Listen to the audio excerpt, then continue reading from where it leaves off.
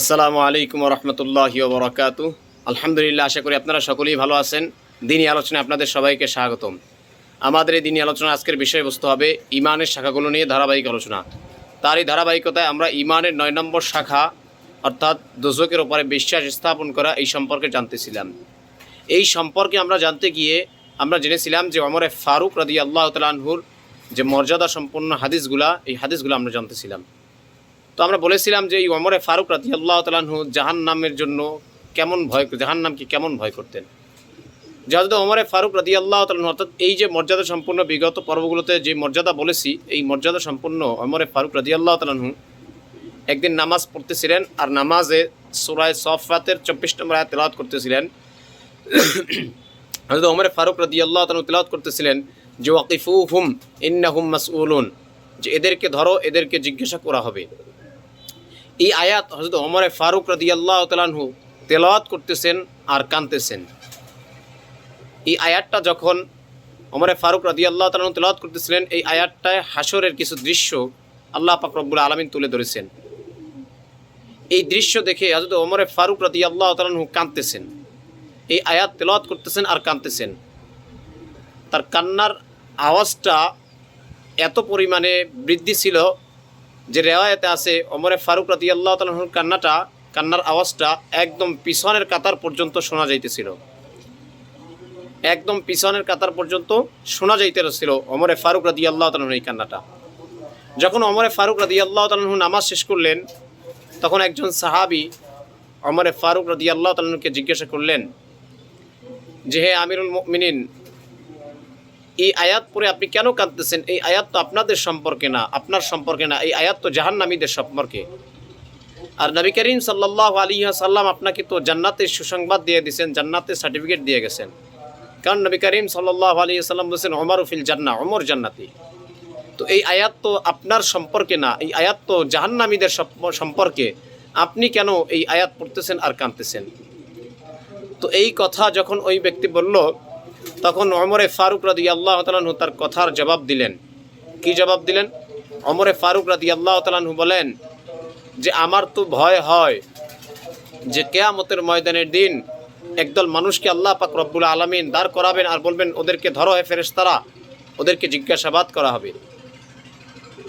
তো এই আয়াতে দ্বারা আমি ভয় পাইতেছি যে আমি ওমর যত বড়ই হই না কেন, কিয়ামতের ময়দানের দিন আল্লাহ পাক রব্বুল আলামিন যদি আমাকেও ডাক দিয়ে ফেলায় যে এই ওমর কোথায় যাও, দাঁড়াও, তোমাকে জিজ্ঞাসাবাদ করা হবে, তখন তো আমার আর কোনো উপায় থাকবে না। আমি তো আল্লাহর কাছে জবাব দিয়ে যাইতে পারবো না, আমার নামটা তো জাহান্নামীদের খাতায় হয়ে যাবে এবং আমাকে তো জাহান্নাম দিয়ে দেবে যদি আল্লাহ এটা করে। এই ভয়ে আমি কাঁদতেছি। ও মুসলমান, একটু চিন্তা করেন। আমিরুল মুমিনিন হযরত ওমরে ফারুক রাদিয়াল্লাহু তাআলা আনহু এই কথা বলতেছেন, যার ব্যাপারে নবী করিম সাল্লাল্লাহু আলাইহি ওয়াসাল্লাম কত হাদিস বললেন পিছনে তার মর্যাদা সম্পর্কে। যে ওমর জান্নাতি, এই ওমরে ফারুক রাদিয়াল্লাহু তাআলা আনহু কি বলতেছেন যে আমার তো ভয় হয় না জানি কিয়ামতের ময়দানের দিন আল্লাহ আমাকে ডাক দিয়া বলে, ফেরেশতাদেরকে ডাক দিয়া বলে যে হে ফেরেশতারা, ওমরকে ধর, ওমরকে জিজ্ঞাসা করা দরকার আছে। এই ভয়ে ওমরে ফারুক রাদিয়াল্লাহু তাআলা আনহু কাঁদতেছেন। তাহলে এই ওমরে ফারুক রাদিয়াল্লাহু তাআলা আনহু যদি, এই যিনি জান্নাতের সার্টিফিকেট পাইছেন, ইনি যদি এই জাহান্নামের জন্য কাঁদতে পারেন, জাহান্নামের ভয় পাইতে পারেন, আর এই সাহাবায়ে কেরামরা যদি জাহান্নামের ভয়ে কাঁদতে পারেন, তাহলে আমাদের কি করা উচিত? আমাদের কি করা উচিত? আমাদেরকে জাহান্নামকে কিভাবে ভয় করা উচিত? আরে এই জাহান্নাম কত ভয়ঙ্কর, যে জাহান্নামের ব্যাপারে রব্বুল আলামিন নিজেই বলেন, ইয়া আইয়ুহাল্লাযীনা আমানু কু আনফুসাকুম ওয়া আহলিকুম নারা, হে ঈমানদারগণ, তোমরা নিজের এবং নিজের পরিবারদেরকে জাহান্নামের আগুন থেকে রক্ষা করো। যেটা আল্লাহ নিজে বলতেছে জাহান্নামের আগুন থেকে রক্ষা করতে। তাহলে এই জাহান্নামটা কত ভয়াবহ হবে। কারণ এই জাহান্নামটা এত পরিমাণে ভয়াবহ হবে যে এই জাহান্নামের আগুন হবে কালো এবং এই জাহান্নামের লাকড়ি বানানো হবে মানুষদেরকে। এই জাহান্নাম এত ভয়াবহ হবে যে এই জাহান্নাম ক্ষুধার তাড়নায় একটা জাহান্নাম আর একটা জাহান্নামকে গিলে ফেলতে চাইবে।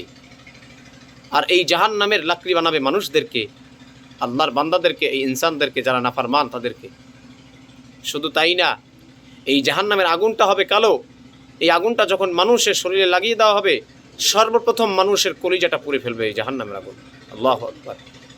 এই জাহান্নাম এত ভয়ঙ্কর হবে শুধু তাই না, হাসরের ময়দানের দিন এই জাহান্নামকে 70,000 শিকল দিয়ে বেঁধে তারপরে টাইনে নিয়ে আসা হবে, যার প্রত্যেকটা বেরিতে থাকবে 70,000 ফেরেশতা, যারা এই শিকলটাকে ধরে থাকবে।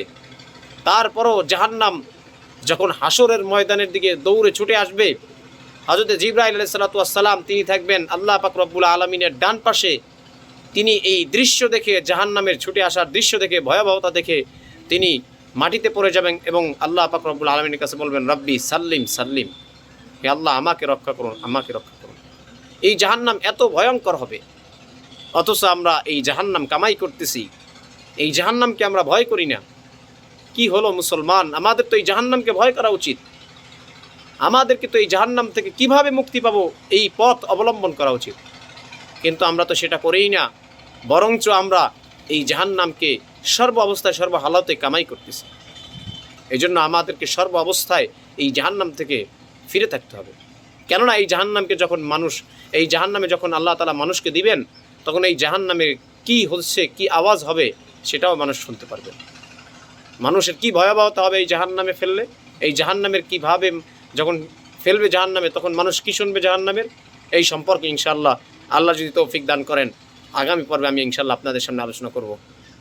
আল্লাহ পাক রব্বুল আলামিন আমাদের সবাইকে এই জাহান্নাম থেকে মুক্তি কিভাবে পেতে পারে এই পথগুলো অবলম্বন করার তৌফিক দান করুক, এবং এই জাহান্নাম এটা যে আল্লাহর বানানো একটা সৃষ্টি, এটা যে মানুষদেরকে আল্লাহ পাক রব্বুল আলামিন কিয়ামতের দিন যারা জালেম হবে, যারা কাফের হবে, যারা অপরাধী হবে তাদেরকে যে দিবে, এটার উপরে বিশ্বাস স্থাপন করা এটাও ঈমানের একটি শাখা। আল্লাহ পাক রব্বুল আলামিন আমাদের সবাইকে এই জাহান্নামের উপরে বিশ্বাস স্থাপন করে ঈমানের এই শাখাটিকে পরিপূর্ণ করার তৌফিক দান করুক। আমিন। ওয়া আখির দাওয়ানা আনিল হামদুলিল্লাহি রাব্বিল আলামিন। আসসালামু আলাইকুম ওয়া রাহমাতুল্লাহি ওয়া বারাকাতুহু।